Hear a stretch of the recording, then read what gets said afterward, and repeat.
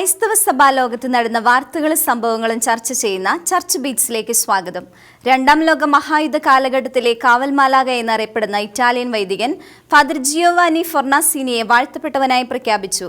വിശുദ്ധരുടെ നാമകരണ നടപടികൾക്ക് വേണ്ടിയുള്ള തിരുസംഘം തലവൻ കർദിനാൾ മാർസലസ് സെമറാരോയാണ് ഇറ്റലിയിലെ ബൊളോഞ്ഞയിൽ വെച്ച് നടന്ന ചടങ്ങിൽ ഫാദർ ജിയോവാനിയെ വാഴ്ത്തപ്പെട്ട പദവിയിലേക്ക് ഉയർത്തിയത്.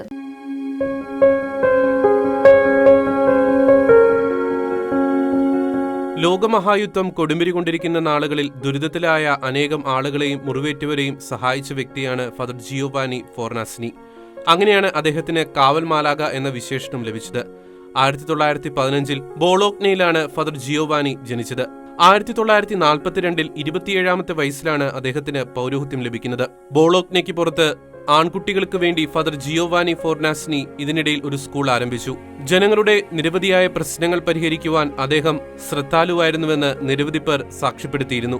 യുദ്ധകാലത്ത് ശവശരീരങ്ങൾ മറവു ചെയ്യുകയും ആവശ്യക്കാരുടെ ദാഹവും വിശപ്പും അടക്കുകയും അഭയാർത്ഥികളെ തന്റെ ഇടവക ഭവനത്തിൽ സ്വീകരിക്കുകയും ചെയ്ത അദ്ദേഹം നിസ്തുലമായ സേവനമാണ് തുടർന്നത്. ഇക്കാലയളവിൽ എല്ലാം അടിച്ചമർത്തുന്നവരെ പോലും നന്മയിലേക്ക് ആകർഷിക്കുവാനും അദ്ദേഹം പരിശ്രമിച്ചിരുന്നു. പെൺകുട്ടികളുടെ മാനം കാക്കുന്നതിനും ചെറിയ കുട്ടികളെ സംരക്ഷിക്കുന്നതിനും അദ്ദേഹം ഒരുപാട് ത്യാഗങ്ങൾ സഹിച്ചു. 1944 സെപ്റ്റംബർ 29 ഒക്ടോബർ 4 മധ്യേ മോർസോബോട്ടോ ഗ്രാമത്തിൽ 770 ഇറ്റാലിയൻ പൗരന്മാരെ നാസികൾ കൂട്ടക്കൊല ചെയ്തതിനെ തുടർന്ന് ഫാദർ ജിയോവാനി ഫോർനാസിനി അവരെ അടക്കം ചെയ്യാൻ വേണ്ടിയുള്ള അനുവാദം വാങ്ങി യാത്രയായി. പിന്നീട് ആരും അദ്ദേഹത്തെ ജീവനോടെ കണ്ടില്ല. 1945 യുദ്ധം അവസാനിക്കാറായപ്പോഴാണ് ഫാദർ ജിയോവാനിയുടെ ശരീരാവശിഷ്ടങ്ങൾ കണ്ടെത്തുന്നത്. അദ്ദേഹത്തെ കൊലപ്പെടുത്തുന്നതിന് മുമ്പ് ക്രൂരമായി മർദ്ദിച്ചിരുന്നുവെന്ന് വിശദമായ പഠനങ്ങളിൽ നിന്നും വ്യക്തമായി. 1950 ഇറ്റാലിയൻ പ്രസിഡന്റ് ഫാദർ ജിയോവാനിക്ക് gold medal of military valour മരണാനന്തര ബഹുമതിയായി നൽകി. 1998 അദ്ദേഹത്തിന്റെ നാമകരണ നടപടികൾ ഔദ്യോഗികമായി ആരംഭിക്കുന്നത്. വാഴ്ത്തപ്പെട്ട ചടങ്ങ് നടന്ന വേദിയിൽ ഫ്രാൻസിസ് പാപ്പയുടെ സന്ദേശവും വായിക്കപ്പെട്ടു. മോന്തേസോളിലെ കൂട്ടക്കൊലയിൽ കൊല്ലപ്പെട്ട ഈ യുവവൈദികൻ തന്റെ ജനങ്ങളുടെ കാവൽ മാലാഖയായിരുന്നുവെന്ന് കർദിനാൾ സെമറാറോ അനുസ്മരിച്ചു. ഒക്ടോബർ 13 അദ്ദേഹത്തിന്റെ തിരുനാൾ ആചരിക്കുവാനാണ് ഫ്രാൻസിസ് പാപ്പ നിർദ്ദേശം നൽകിയിരിക്കുന്നത്. ഇക്കഴിഞ്ഞ ഞായറാഴ്ച സെപ്റ്റംബർ 26 ത്രികാല പ്രാർത്ഥനാ മധ്യേ ഫാദർ ഫോർനാസിനിയെ പാപ്പ അനുസ്മരിച്ചിരുന്നു. മുഖ്യദൂതന്മാരുടെ തിരുനാൾ ദിനത്തിൽ പ്രത്യേക ശ്രദ്ധ ആകർഷിക്കുന്നതാണ് ഫ്രാൻസിലെ നോർമണ്ടിയിൽ സ്ഥിതി ചെയ്യുന്ന വിശുദ്ധ മിഖായേലിന്റെ നാമധേയത്തിലുള്ള അത്ഭുത ദ്വീപ്. വിശുദ്ധ മിഖായേലിനോടുള്ള വണക്കത്തിന് സഭയിൽ നൂറ്റാണ്ടുകളോളമുള്ള പാരമ്പര്യം ഉയർത്തിക്കാട്ടി നിലകൊള്ളുന്ന മോണ്ട് സെന്റ് മൈക്കിളിൽ പ്രതിവർഷം 3 ദശലക്ഷത്തിലേറെ പേരാണ് തീർത്ഥാടനത്തിനെത്തുന്നത്.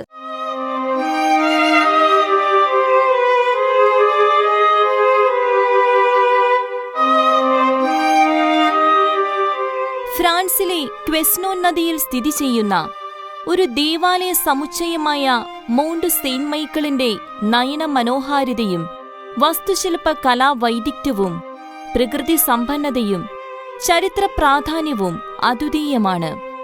400 ഹെക്ടർ വിസ്തീർണമുള്ള ദ്വീപിന്റെ ഏറ്റവും വലിയ സവിശേഷതയും ആകർഷണവുമായ ആകാശചുംബിയായി ഉയർന്നു നിൽക്കുന്ന വിശുദ്ധ മിഖായേലിന്റെ രൂപം ദ്വീപിന്റെ ചരിത്ര പാരമ്പര്യങ്ങളിലേക്ക് വെളിച്ചം വീശുന്നതാണ്. 8ാം നൂറ്റാണ്ടിൽ അവറഞ്ചസിലെ ബിഷപ്പ് ഓബർട്ടിന് മുഖ്യദൂതനായ വിശുദ്ധ മിഖായേൽ പ്രത്യക്ഷപ്പെട്ട് കടലിന് നടുവിലെ പാറക്കെട്ടുകളിൽ ദേവാലയം നിർമ്മിക്കാൻ ആവശ്യപ്പെട്ട പ്രകാരമാണ് ദേവാലയം നിർമ്മിച്ചത് എന്നാണ് പരമ്പരാഗത വിശ്വാസം. ക്രമേണ ഒരു ബെനഡിക്റ്റൈൻ ആശ്രമവും ദ്വീപിൽ രൂപപ്പെടുകയുമുണ്ടായി. വേലിയേറ്റ വേലിയിറക്കങ്ങൾക്കനുസരിച്ച് വെള്ളത്തിലും കരയിലുമായി സ്ഥിതി ചെയ്യുന്ന ദ്വീപ് സന്ദർശിക്കാനെത്തുന്ന സഞ്ചാരികൾ കോട്ടമതിലിനുള്ളിലെ പടവുകൾ കയറി ദേവാലയത്തിന്റെ ചരിത്രത്തിലും നൂറ്റാണ്ടുകളുടെ അതിജീവനത്തിലും അത്ഭുതം കൊള്ളുന്നത് പതിവാണ്.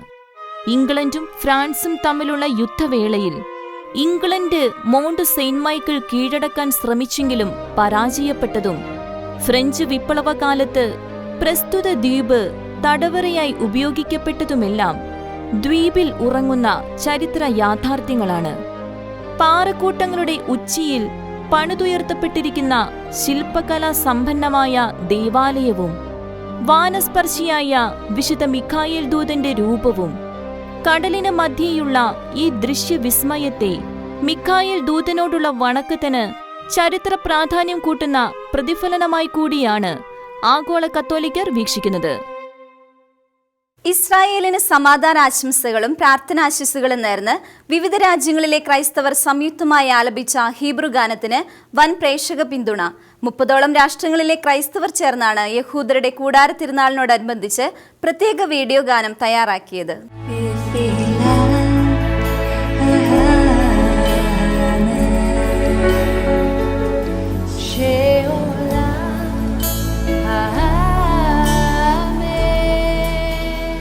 ഇന്റർനാഷണൽ ക്രിസ്ത്യൻ എംബസി ജെറുസലമിന്റെ നേതൃത്വത്തിൽ യഹൂദരുടെ കൂടാര തിരുനാളിനോടനുബന്ധിച്ച് പതിവായി ജെറുസലമിൽ സംഘടിപ്പിക്കാറുള്ള ക്രൈസ്തവരുടെ ഐക്യദാർഢ്യം അറിയിച്ചുള്ള ആഘോഷങ്ങൾ കോവിഡ് പശ്ചാത്തലത്തിൽ ഇക്കുറി വെർച്വലായി നടത്തുകയായിരുന്നു. ബിറ്റ്ഫില അമ്മേൻ എന്ന ഹീബ്രു വരികളിലുള്ള ഗാനമാലപിക്കുന്ന അന്താരാഷ്ട്ര ക്രൈസ്തവരുടെ വീഡിയോ ഇതിനോടകം സമൂഹമാധ്യമങ്ങളിൽ തരംഗമായി കഴിഞ്ഞു.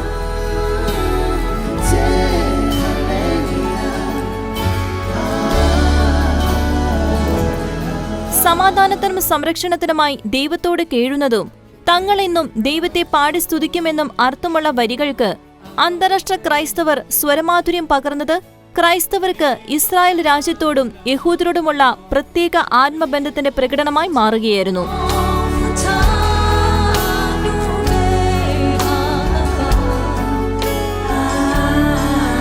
ഒരാഴ്ച മുൻപ് ആരംഭിച്ച കൂടാര തിരുനാൾ ആഘോഷങ്ങളുടെ ഉദ്ഘാടന ചടങ്ങിൽ ഇസ്രായേൽ പ്രധാനമന്ത്രി നഫ്താലി ബെനറ്റ്, പ്രസിഡന്റ് ഐസക് ഹെർഗോസ് തുടങ്ങിയ നിരവധി പ്രമുഖരുടെ സാന്നിധ്യമുണ്ടായിരുന്നു.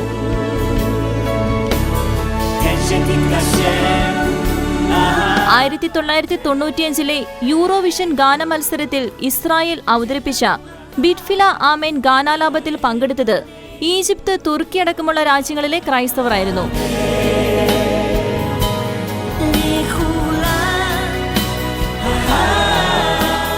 അതേസമയം ഇസ്രായേലിനോടുള്ള ക്രൈസ്തവരുടെ സ്നേഹം ഏറെ അനുഗ്രഹപ്രദമാണെന്നും യുദ്ധങ്ങൾ ഉൾപ്പെടെയുള്ള പ്രതിസന്ധി ഘട്ടങ്ങളിൽ തങ്ങൾക്ക് പിന്തുണയും പ്രോത്സാഹനവും പകരുന്നതാണെന്നും പ്രധാനമന്ത്രി ബെനറ്റ് പങ്കുവച്ചു. Your devotion to Israel is not only a blessing for us, but it's helped us sustain our situation during most trying times, including wars. You rejoice in Israel's many triumphs and you stand with us side by side when we most need it. Delhi ലത്തീൻ അതിരൂപതയുടെ സഹായമെത്രാനായി doctor Deepak Valerian Tauro അഭിഷിക്തനായി. അഭിഷേക ചടങ്ങിൽ emeritus archbishop doctor Vincent M Concessao മുഖ്യ കാർമ്മികത്വം വഹിച്ചു. Father, you know all hearts. You have chosen your servant for the office of bishop. May he be shepherd to your holy flock. Delhi sacred heart cathedral നടന്ന മെത്രാഭിഷേക ദിവ്യബലിയിലും പ്രാർത്ഥനയിലും Delhi archbishop doctor Anil Couto, Shimla Chandigarh bishop doctor Ignatius Mascarenhas എന്നിവർ സഹകാർമ്മികരായിരുന്നു. ഫരീദാബാദ് രൂപത archbishop Mar Kuriakose Bharanikulangara അടക്കം ഇന്ത്യയിലെ വിവിധ രൂപതകളിലെ നിരവധി ബിഷപ്പുമാരും വൈദികരും സന്യസ്തരും വിശ്വാസികളും മെത്രാഭിഷേക ചടങ്ങിൽ പങ്കാളികളായി. Take this staff as a sign of your pastoral office. Keep watch over the whole flock, in which the Holy Spirit has appointed you to shepherd the Church of God. Delhi ലത്തീൻ അതിരൂപത കേന്ദ്രത്തിൽ നടന്ന സ്വീകരണ സമ്മേളനത്തിൽ ഇന്ത്യയിലെ Vatican nuncio archbishop doctor Leopoldo Girelli അധ്യക്ഷനായിരുന്നു. കർണാടകയിലെ ചിക്കമംഗളൂർ സ്വദേശിയായ 54-കാരനായ bishop doctor Deepak Valerian Tauro Ranchi saint Albert's college പ്രൊഫസറും റെക്ടറുമായി പ്രവർത്തിച്ചു വരവെയാണ് പുതിയ നിയമനം. ബീഹാർ, ജാർഖണ്ഡ്, ആൻഡമാൻ ബിഷപ്സ് കൗൺസിലിന്റെ സെക്രട്ടറിയായി 2012 മുതൽ പ്രവർത്തിച്ചിട്ടുണ്ട്. 1996 മെയ് 10-നാണ് പൗരോഹിത്യം സ്വീകരിച്ചത്. 61 ഇടവകളുള്ള ഡൽഹി അതിരൂപതയിൽ 132 വൈദികരും 157 സന്യസ്ത വൈദികരും 413 സന്യാസിനികളും 1,00,000 വിശ്വാസികളുമുണ്ട്. ഷെക്കേന ന്യൂസ്, ദില്ലി. ഫേസ്ബുക്ക് പോലുള്ള നിലവിലെ സാമൂഹ്യ മാധ്യമങ്ങൾക്ക് ബദലായി ക്രിസ്തീയ ഉള്ളടക്കത്തിൽ അടിസ്ഥാനപ്പെടുത്തിയ പുതിയ സോഷ്യൽ മീഡിയ പ്ലാറ്റ്ഫോം അണിയറയിലൊരുങ്ങുന്നു. ഫെയ്ത്ത് മീറ്റ് എന്ന പേരിട്ടിരിക്കുന്ന പുതിയ സോഷ്യൽ മീഡിയ പ്ലാറ്റ്ഫോം 2022 ലോഞ്ച് ചെയ്യുമെന്നാണ് പ്രതീക്ഷിക്കപ്പെടുന്നത്.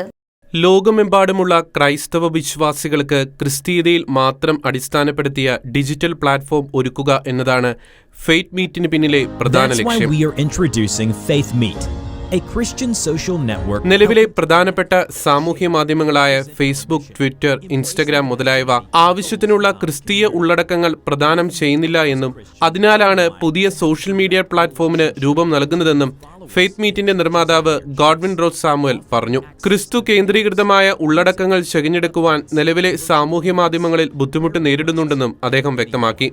ക്രിസ്തുവിനെ അറിയാത്തവർക്ക് ക്രിസ്തുവിനെ അറിയുവാനും ക്രിസ്തുവിനെ അറിഞ്ഞവർക്ക് കൂടുതൽ ക്രിസ്തുവിൽ ദൃഷ്ടി പതിപ്പിക്കുവാനും പുതിയ പ്ലാറ്റ്ഫോം സഹായകമാകുമെന്നാണ് പ്രതീക്ഷിക്കുന്നതെന്ന് ഗോഡ്വിൻ പറഞ്ഞു.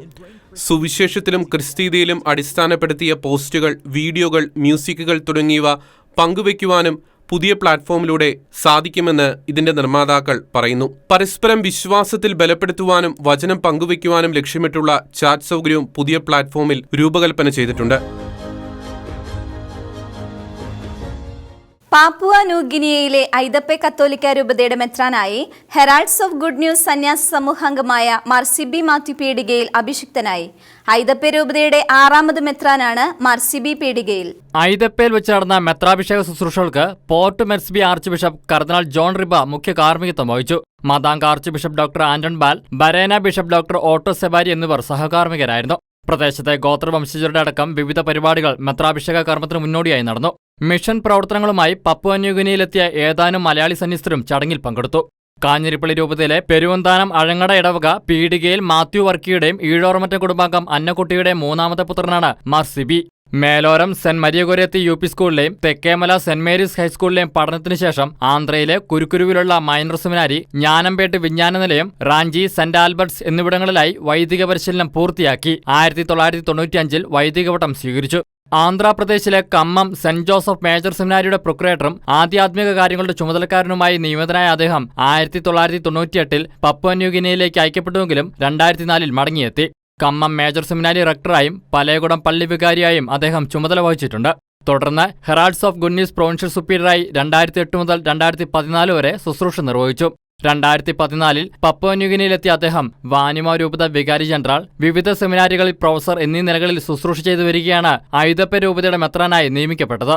ജോസ് മാത്യു, ആൻസി ജോസ്, ബിൻസി സാബു, ജൂലി ജോസുകുട്ടി, ടിജോ മാത്യു എന്നിവരാണ് സഹോദരങ്ങൾ.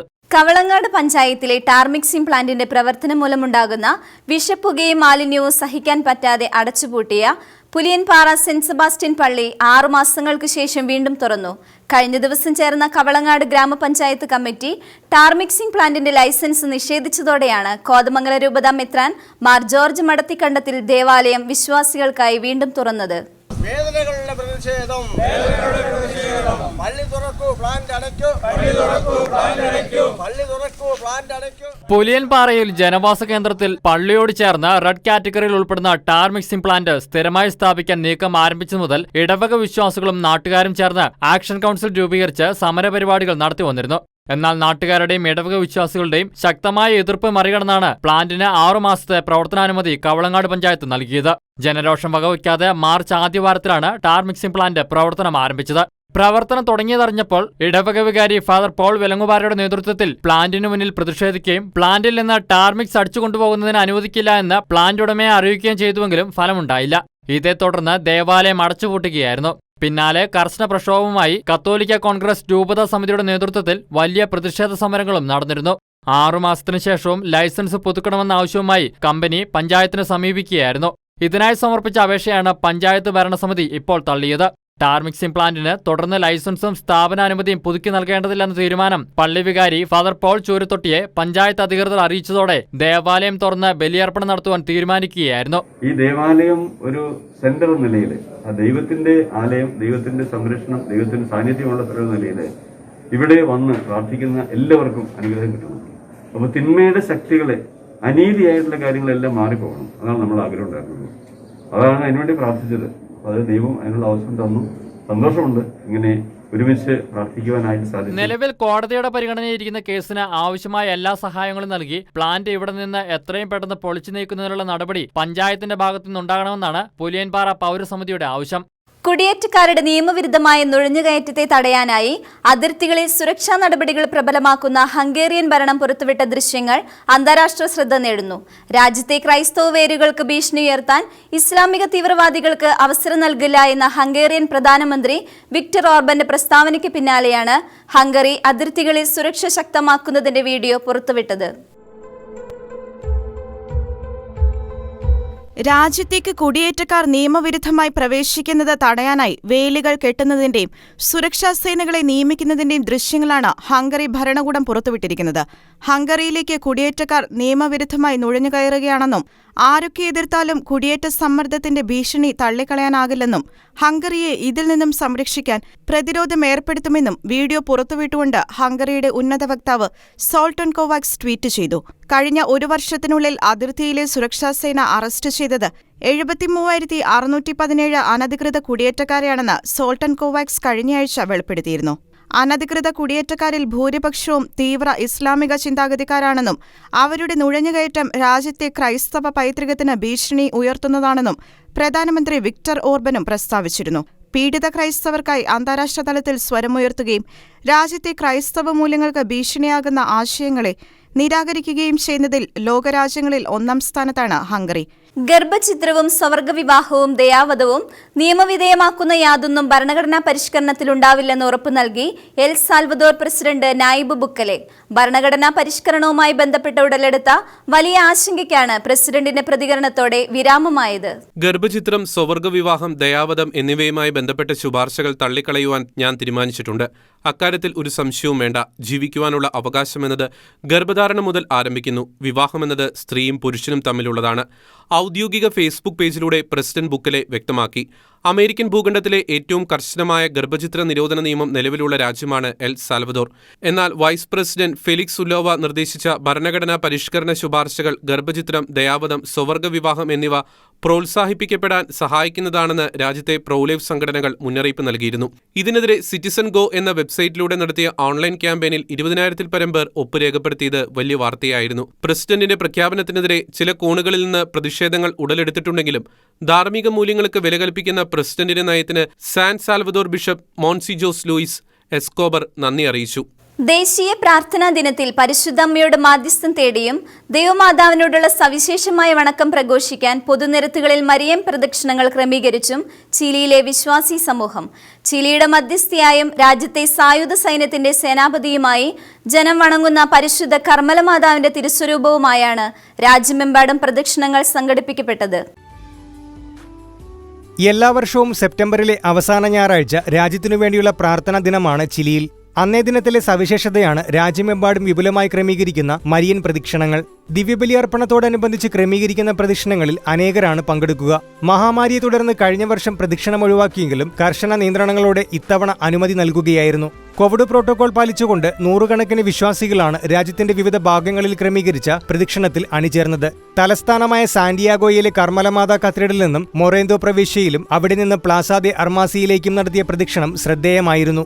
പൂക്കൾ കൊണ്ടലങ്കരിച്ച കർമ്മലനാഥയുടെ തിരുരൂപം സ്ഥാപിച്ച വാഹനത്തിന് മുന്നിലായി പതാകകളേന്തിയും ജപമാല അർപ്പിച്ചുമാണ് വിശ്വാസികൾ നീങ്ങിയത്. ചിലിയിൽ കർമ്മലനാഥയോടുള്ള വണക്കത്തിന് 16-ാം നൂറ്റാണ്ടോളം നീളുന്ന ചരിത്രമുണ്ട്. 1925-ലെത്തിയ അഗസ്റ്റീനിയൻ മിഷണറിമാരാണ് കർമ്മലനാഥയോടുള്ള വണക്കം ചിലിയിൽ വളർത്തിയത്. പരിശുദ്ധ അമ്മയോടുള്ള ഭക്തിസൂചകമായി സെപ്റ്റംബറിലെ അവസാന ഞായറാഴ്ച രാജ്യത്തിനു വേണ്ടിയുള്ള പ്രാർത്ഥനാ ദിനം ആചരിക്കുന്ന പതിവ് ചിലിയിലെ സഭ ആരംഭിച്ചത് 1971-ലാണ്. അമേരിക്കയിലെ കൊളറാഡോ ദേവാലയത്തിന് നേരെ ഭ്രൂണഹത്യ അനുകൂലികളുടെ ആക്രമണം. ഭ്രൂണഹത്യയ്ക്ക് വിധേയരാകുന്ന ഗർഭസ്ഥ ശിശുക്കളുടെ ഓർമ്മയ്ക്ക് വേണ്ടി സ്ഥാപിച്ച ആയിരക്കണക്കിന് കുരിശുകളാണ് ഭ്രൂണഹത്യ അനുകൂലികൾ നശിപ്പിച്ചത്. കുറ്റകൃത്യം നടത്തിയ പ്രതികളെപ്പറ്റി പോലീസ് അന്വേഷണം ആരംഭിച്ചുവെന്ന് ഇടവകയിലെ മാധ്യമ വിഭാഗത്തിന് ചുമതലയുള്ള മാർക്ക് ഇവാർഡ് കാത്തലിക് ന്യൂസ് ഏജൻസിയോട് പറഞ്ഞു. Jesus loves abortion, bans off our bodies തുടങ്ങിയ ഗർഭചിത്ര അനുകൂല മുദ്രാവാക്യങ്ങൾ ചുവന്ന നിറത്തിൽ സേക്രഡ് ഹാർട്ട് ഓഫ് മേരി ദേവാലയത്തിന്റെ ഭിത്തിയിൽ എഴുതി അലങ്കോലമാക്കുകയും കുരിശുകൾ നശിപ്പിക്കുകയും ചെയ്തു. അമേരിക്കയിലുടനീളം ഭ്രൂണഹത്യയ്ക്ക് വിധേയരാകുന്ന ഗർഭസ്ഥ ശിശുക്കളുടെ ഓർമ്മയ്ക്ക് വേണ്ടി 4000-ഓളം കുരിശുകൾ ദേവാലയത്തിനു മുന്നിൽ സ്ഥാപിക്കപ്പെട്ടിരുന്നു. ഭ്രൂണഹത്യ അനുകൂലികൾ ഇതിൽ പകുതിയോളം നശിപ്പിച്ചു. ഇതുകൂടാതെ ദേവാലയത്തിന്റെ ജനാലച്ചില്ലുകൾ തകർക്കാനും ശ്രമം നടത്തി. രാജ്യത്ത് ഏറ്റവും അധികം ഭ്രൂണഹത്യകൾ നടത്തിക്കൊടുക്കുന്ന ഭ്രൂണഹത്യ ക്ലിനിക്കുകളൊന്നായ ബോൾഡർ അബോർഷൻ ക്ലിനിക്ക് ഈ പ്രദേശത്താണ് സ്ഥിതി ചെയ്യുന്നത്. ഭ്രൂണഹത്യ തടയാൻ പ്രത്യേക കാലാവധി കൊളറാഡോ സംസ്ഥാനത്തില്ലാത്തതിനാൽ നിരവധി ഗർഭസ്ഥ ശിശുക്കളാണ് ഓരോ ദിവസവും കൊല്ലപ്പെടുന്നത്. ഗർഭഛിദ്രം മാരക തിന്മയാണെന്ന കത്തോലിക്ക സഭയുടെ നിലപാടിനെതിരെയാണ് അബോർഷൻ അനുകൂലികൾ ആക്രമണം അഴിച്ചുവിട്ടത്. അക്രമികളുടെ മാനസാന്തരത്തിനു വേണ്ടി പ്രാർത്ഥിക്കാൻ ഇടവകയിലെ ജനങ്ങളോട് സേക്രഡ് ഹാർട്ട് ഓഫ് മേരി ദേവാലയത്തിന്റെ ചുമതലയുള്ള ഫാദർ ജോനാഥൻ ഡെല്ലിങ്ങർ ആവശ്യപ്പെട്ടു. International desk Shekinah news. ഇതോടെ ഈ ആഴ്ചത്തെ ചർച്ച് ബിറ്റ്സ് പൂർണ്ണമാകുന്നു. ഇനി ക്രൈസ്തവ സഭാലോകത്തെ വാർത്തകളും വിശേഷങ്ങളുമായി അടുത്തയാഴ്ച ഇതേ ദിവസം ഇതേ സമയം കാണാം. നന്ദി, നമസ്കാരം.